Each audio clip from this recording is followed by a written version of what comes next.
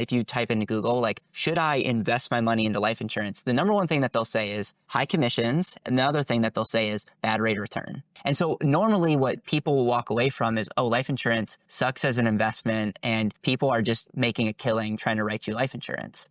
If people understood the multi-use benefits of life insurance, there would be a line outside the door. But it's actually not because it's in an investment. It's a place where you can store, protect, grow, and use all at the same time. And when I learned that, Justin, I was like, okay, I'm going to make this message known to people because it's misunderstood, and it's misunderstood maybe for a reason.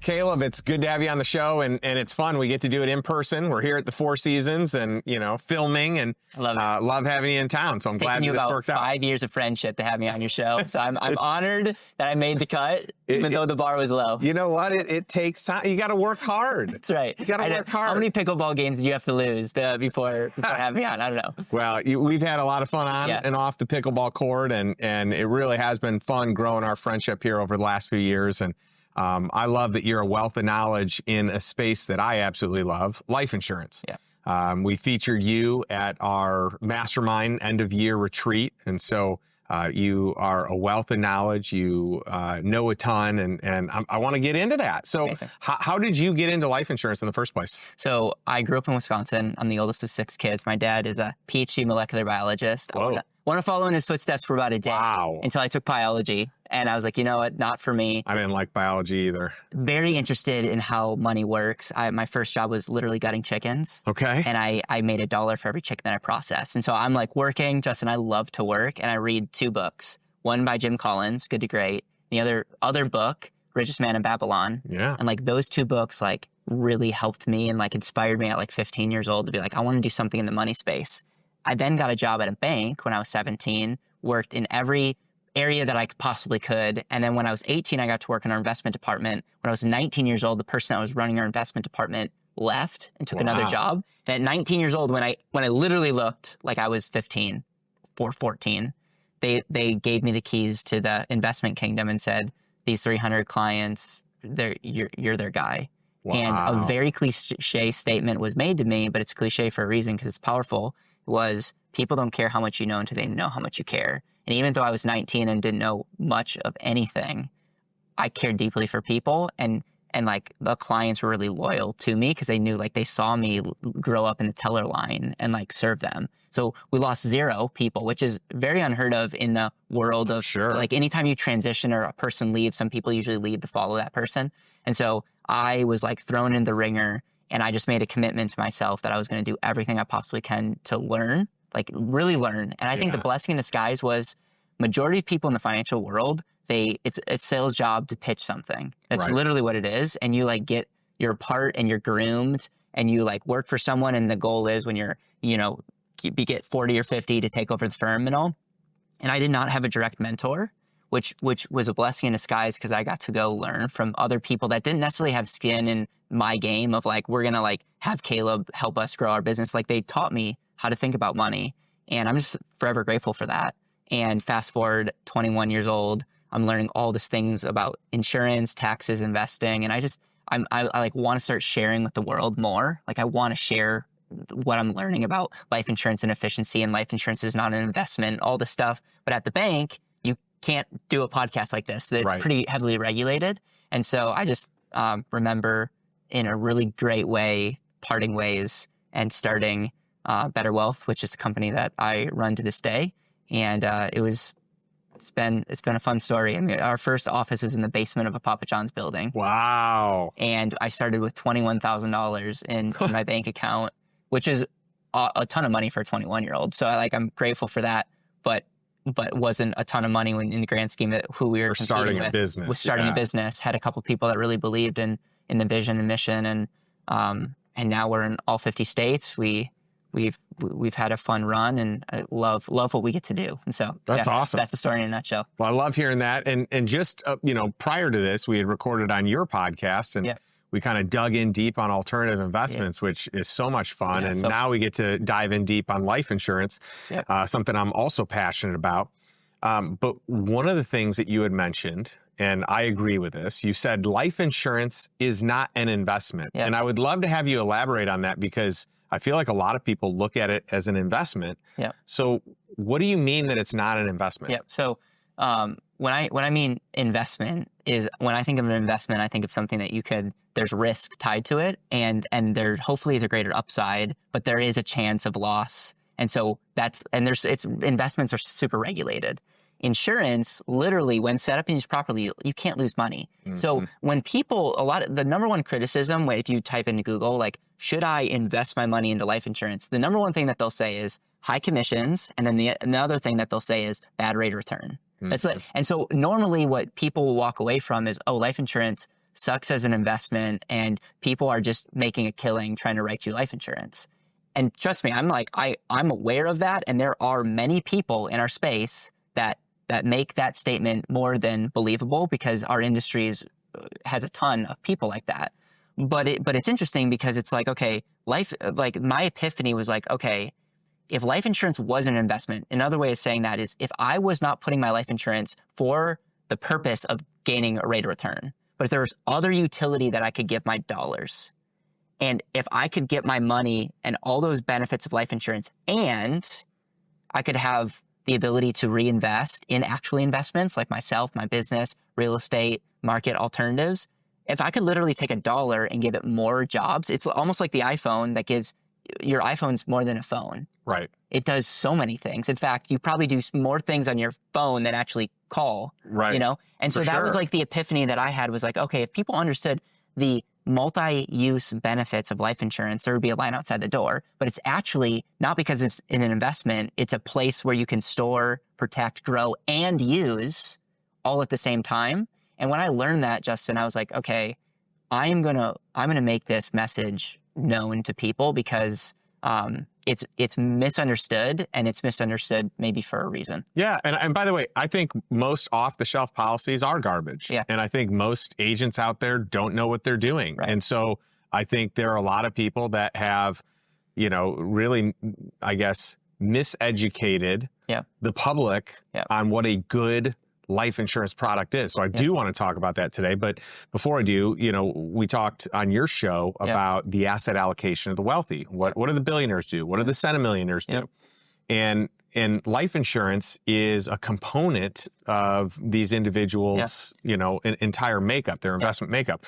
Why is that? Well, because if anything should happen to the people with life insurance, there's a death benefit. So it props them up instead of the financial effect of just running out in the middle of the night on your family, right? If you pass away early, that is the toll that it takes on your family financially without life insurance in place. So you've got this death benefit, but there are so many more living benefits to it. And so this is one where if someone is, we have a lot of people that try and maximize their investment dollars, and they want to get the best return on their money that they can. And what that means is they often put too much risk on those dollars. So not all dollars are meant to be maximized. That's right. The wealthiest people have a percentage in different buckets and in different categories. And so, I would consider life insurance, whole life specifically, in the fixed income bucket. Fixed income being what bonds are and treasuries, and having that rate of return that is, better than being in some sort of a savings account or a CD, right? Or a checking account even, where you're not making any money or very little money. And so, this one though, your IRR on life insurance is generally 4 to 6%. Like that is, consistently what you're going to find somewhere in that range. And it's not that, so if you're earning that on all your money, you could probably earn more somewhere else. But if you have a percentage that's earning that offers you liquidity to be able to buy other assets and do other things like I've done since I was 24 years old, there's a compounding effect that happens. And you can take this money here and earn, your 4 to 6%. And you can take this, you can borrow against it, use it over here and earn another 15 to 20% or whatever it is that you would otherwise invest in. And so I'd love to hear your thoughts on this. Number one, thank you. Number two, if we look at an IRR of 4 to 6%, a lot of times we'll hear that statement and you immediately compare it to other assets that are like, okay, 4 to 6%, maybe like bonds. when life insurance is set up and used properly, it has tax benefits, which would essentially mean it works similar like a Roth. Once your dollars are in, it grows tax deferred. You can use them tax-free through a policy loan and then get passed on income tax-free. So that 4 to 6%, well, if what's the equivalent if you have to add taxes? If you're listening to this or watching this in California, like now you bring state taxes up, and now you're taking that lousy 4 to 6%, and now it might be more like 6 to 9%. I'm not saying that life insurance gives you 9% rate of return, but when you start factoring in things like taxes, things that this is like after the quote unquote fees, these are after the commissions. So now do you have to factor in fees in this other category? And then the other thing, when someone understands, like this is where I love when I talk about life insurance, when you understand like, okay, you're telling me that I get the 4 to 6%, but actually when you factor in taxes, that's higher. Yep. You're also telling me that a death benefit is also increasing that I can use for estate planning. And you're also telling me that I get to use all this pool of liquidity for whatever I want. And like you start getting to a place where you're going like, why do insurance companies allow you to do this? Totally. And it totally flips from saying that this is a terrible investment to being like, if we're talking about a foundation, we're in a beautiful hotel right now. This hotel is only made possible because it has a foundation that no one sees. Yep. And I just think about that similarly when I think of financial wealth, is especially for business owners or people that do invest in alternatives. I think if you have potential for upside, you should have a moral obligation for a greater foundation. And so I look at life insurance as just a financial foundation that not only protects, but it gives me utility on my dollars, but also gives me a baseline, a bar that's like, okay, no matter how bad I do, I'm at least earning that 4% tax beneficial. Like that's the bar, my family's protected. And then which I wrote the book, The And Asset, because that was so profound, that idea of giving your dollars more than one job, that and allows me to really start thinking about hitting doubles, triples, and potentially some home runs in my life when it comes to investing.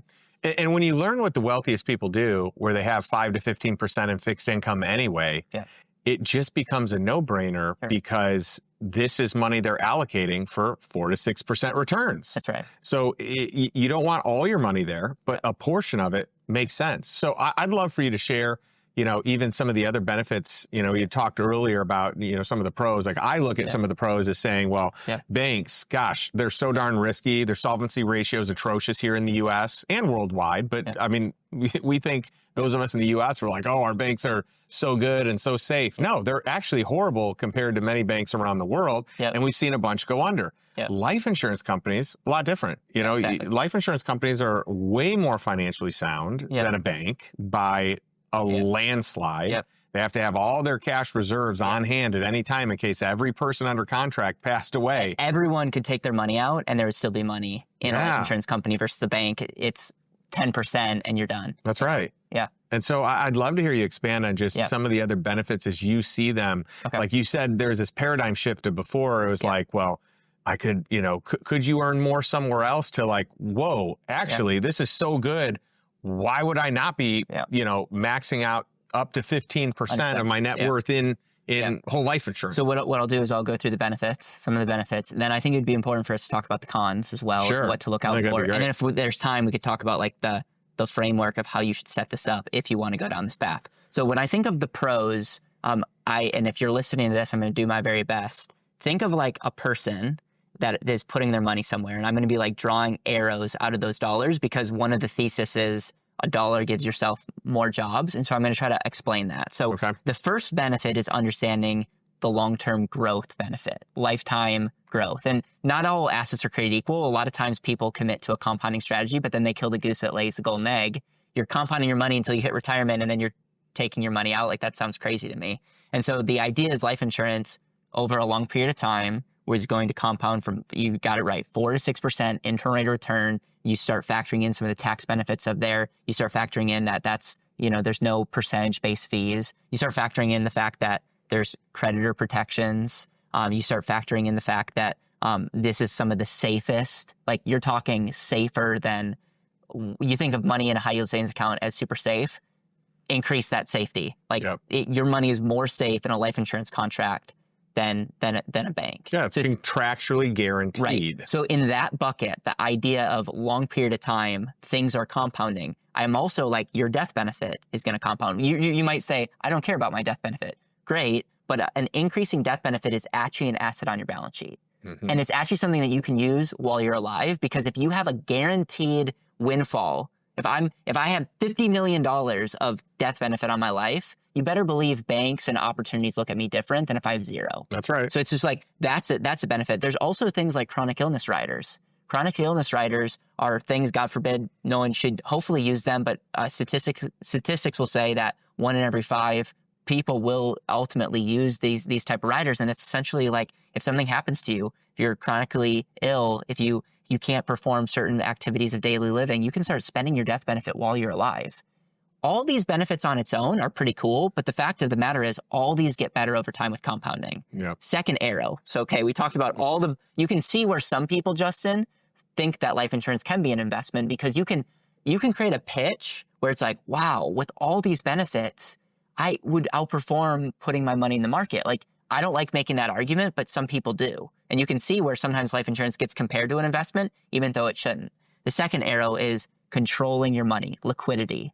Like, your greatest financial need, as R. Nelson Nash would say, who's the author of Becoming Your Own Banker, would say, is your need to finance, your need for liquidity. Also says the golden rule is those who have the gold make the rules. That's right. Like that? That's right. So have like access to capital, having liquidity of your money. Yeah, liquidity over a long period of time could have a opportunity cost, but like having control over capital it can be very valuable. It also can be a negative thing. If you're listening to this or watching this that doesn't have much self-control, if you have liquidity and you're just going to go sports bet or go gamble that money away or spend it, maybe having liquidity and control is a bad thing. But if I'm talking to the person that like looks through the lens of entrepreneurship or opportunity, and they're seeing opportunity all over the place, a lot of the biggest constraint is not having capital to be able to make that happen. So the second real arrow drawing out of life insurance is not just it compounds with all the benefits that I just mentioned, but you have the ability to use that money,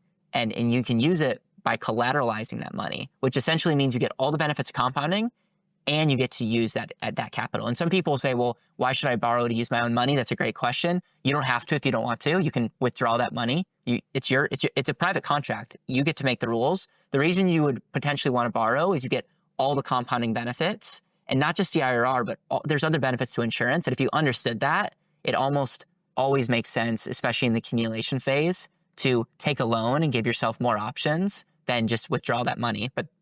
Well, and your money's working in 2 different places in that instance, right? So you have your guaranteed contract of what you're going to earn no matter what, and then the opportunity or the upside of what the other money is being used for. So at a minimum, you're doing like one layer of what the banks do in fractional reserve lending. That's right. Only it's a lot more responsible of a manner of doing it. And when you start understanding the dual purpose, that's where I wrote the book, The End Asset. It's like, you're telling me I get this and this. The third arrow, I don't like the word retirement, but I think it's an important to understand, like, what does retirement mean? A lot of people, when they think of retirement, they're thinking of future cash flow. I want a future cash flow stream, and more options in retirement is usually better than less options. And the goal for retirement is, how can I have cash flow and maximize legacy? Usually those are 2 things that people care about. They don't want to run out of money. They want to increase their cash flow, and they want to leave something for the people that they love the most.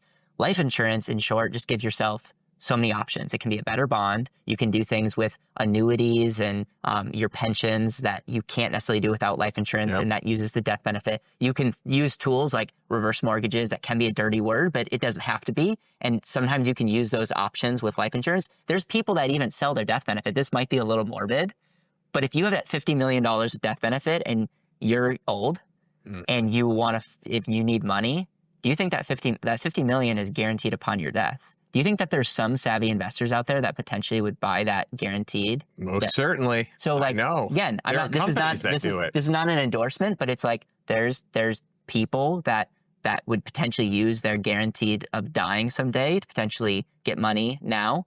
And so there's a lot of things that open up if you understand the power of a life insurance contract. So we have compounding benefits. We have being able to use your money while it compounds. We have the optionality in the future. And then the fourth arrow is up above, like, think of it as a umbrella. All at the same time, you're protecting your estate, yourself, and your ability to earn income. Like, you are your greatest asset, your ability to think and provide value. And so if you can ensure and protect that ability to create that alone that alone is so valuable. And the reality is you can do that and all the other benefits. Those would be like the pros. I'll let you share any thoughts. I do want to talk about some of the cons. But like when you understand the multi-aspect utility, it becomes like what's the value of creditor protection? I don't know, but it might be the most important value depending on what happens in your life. That's right. 100%. And I definitely want to get to cons before we do. Something that I think is important is for people that do have whole life, they now are in a position where if you know you're going to make X dollars on a death benefit, or you have cash value that you can take out of your policy, well, now you actually have the freedom and flexibility to spend down all your other assets. That's right. Right. And so again, you talked about optionality, but I wanted to give a real specific option there for people that are retiring. Well, now they can spend down their other accounts and not feel like they have to keep that money, for later. What if, we're living longer and longer? Well, now you don't have to worry that whatever nest egg you've built provides the cash flow for the rest of your life because you've got another asset. An example of that is a reverse mortgage. It gets a bad rap, but at the end of the day, do your kids want money or the house? And at the end, at the life insurance, a permanent life insurance product would allow you to take money out of the house and give your kids the option. You want the money or you want the home, instead of having that make that decision that may be more emotional than you want it to be. Right. Yeah. I love that. So let's talk about the cons. Okay. I do think it's important that we weigh both things, because whatever we're looking at, there's probably pros and there's cons to it. We can talk about the pros and the cons to venture. It's high risk, but it's high return. We can talk about the pros and cons to private credit. We could talk, we could really dissect it. So let's talk life insurance. What are the pros and cons? And for me, by the way, when I was young and looking at this, I got my first whole life policy when I was 24 years old. So I was young. I was single, didn't have any kids. But I saw in the future the value of this and the importance of this. And I remember early on, I was like, ooh, I don't know if I should be affording, the whole life. Maybe I should get convertible term because that was better for what I could afford. But then I noticed that I should probably convert it because actually having that whole life is better. And subsequent policies that I have gotten have been whole life. And I've taken out as much as I can on my life. And so that has been a huge blessing for us. We've used it as a bank. We've bought all of our real estate that we own through our whole life policies. I've invested in probably 50 or more investments using policy loans over the years. So for us, it's been incredible, right? But let's also talk about the cons so people can weigh the options. Yeah, I'm going to talk about the cons, assuming that you're with the right people. And then what we can do if there's time is talk about what to watch out for when you're setting up these policies. Because that's like, you have to understand that 95%, and I just made that up, but 95% of people that sell life insurance are not going to give you what Justin and I have. That's right. So that's the disclaimer. Right. But assuming that you're getting this right, there are still cons with working with people that do things right. First con is not everyone can qualify health-wise. You might be listening to this or watching this, and you may be unable to get life insurance based on your health. Now, there are ways around this, meaning like you could still be an owner of the insurance policy and potentially have life insurance on your spouse or a person on your team or your kid or your grandchildren. But the reality is there are some people that are watching this and listening to this that cannot get life insurance because of their health. Very few financial products actually have that, And so that's a con. Con number two is you're not going to have all your money immediately. If that's important to you, like if you need a place where you put all your money in and you need it immediate, life insurance, like that, there's not for you. It usually takes a few years to have more money than what you put in. Now, if you set it up properly, it's a few years and not 20 years. Well, and if you set it up properly, you should be able to take about 90% of the total you put in policy loan. Correct. And so like you still get a high access to your capital, but I just want to be upfront with that. There's some people that, and again, I don't think this is what you teach, but like there's some people in the crypto space, some in the real estate space that need like access to all their money. And I just tell them like, hey, life insurance is like, if the whole financial foundation is kind of unattractive to you, then this is probably not the asset for you. Those are the two main cons, and to really understand. And then I would think the third thing would just be like, this is not going to outperform long-term investments. Right. We've already made that disclaimer. The reality is you don't have to choose between that or out. You can do both. But like I always tell people that like, do not put your money thinking that this is an investment, and don't be upset 30 years from now when there's an opportunity cost of, oh, like my money only grew X when it could have been X, Y, and Z. Yeah. On your podcast, you said, hey, Justin, what's better, investing in gold or investing in Bitcoin? Yeah.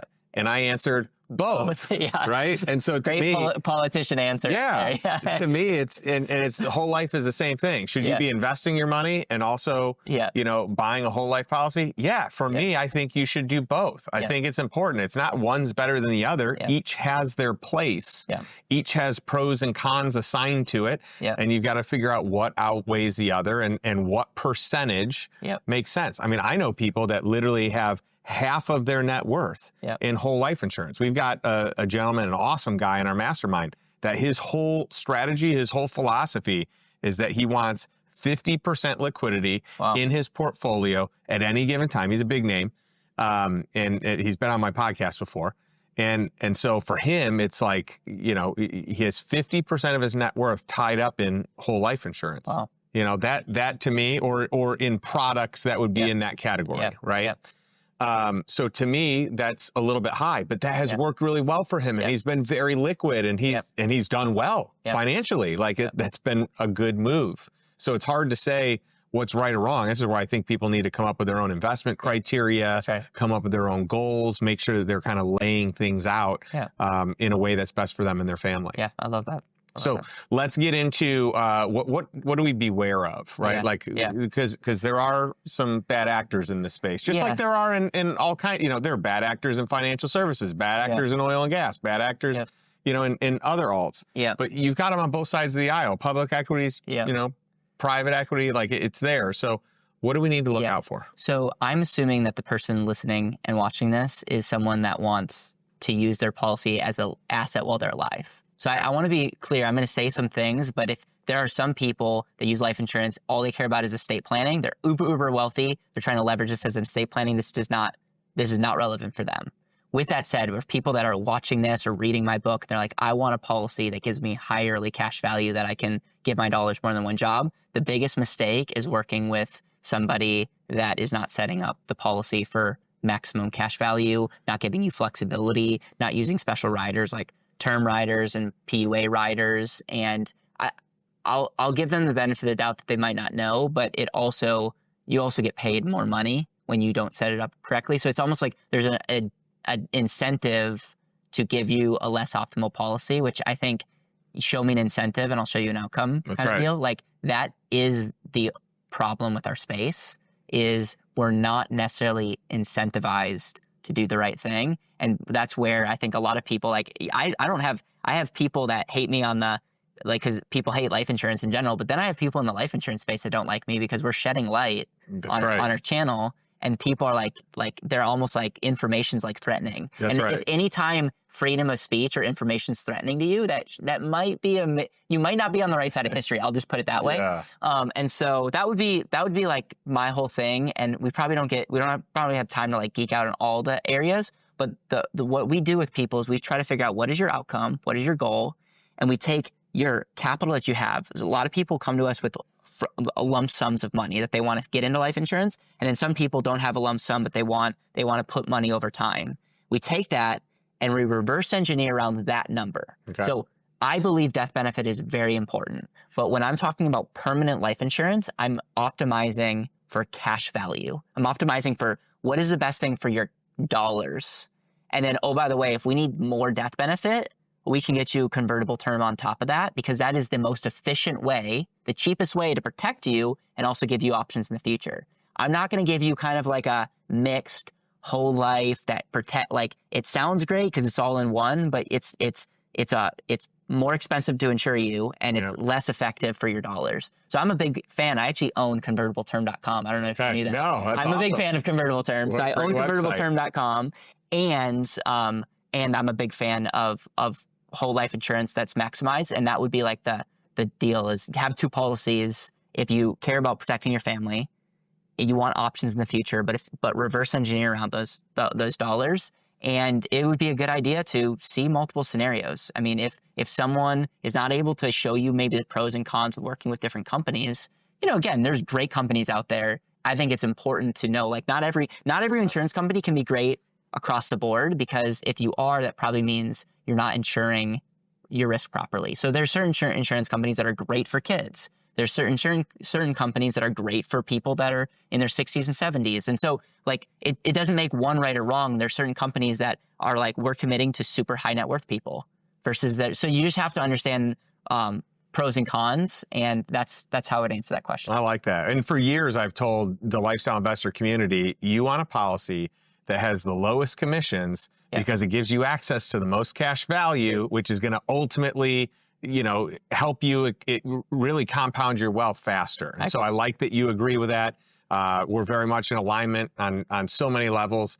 So where can our audience learn more about you and BetterWealth? Yeah, so we have a YouTube channel called BetterWealth, and so you can literally type that in, and our video will probably be out, and so make sure to go check out the interview that I did with you. And then if anybody in your audience emails me, Caleb@betterwealth.com, tell me that you came from the show, and I will give you a copy of our And Asset book, and we have a bunch of resources as well. And obviously, if they're in your community, we've done some cool things for just your members, which I'm really honored and excited about. But if anyone emails me at Caleb@betterwealth.com, they'll get a copy of my book.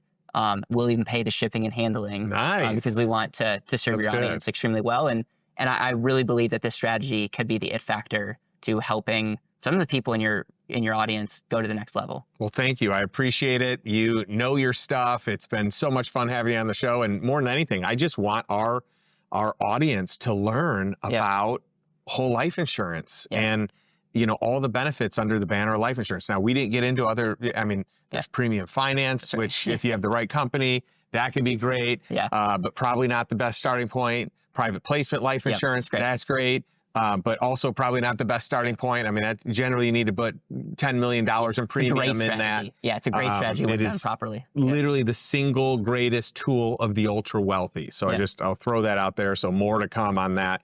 But thanks for being on the show. And to our audience, I end with a question every time. What is one step that you can take to move towards passive income and really create the life that you desire? It's on your terms. So not a life by default, but a life by design. Think of one thing that you gleaned here from Caleb and apply that and move forward. Thanks, and we'll catch you next week.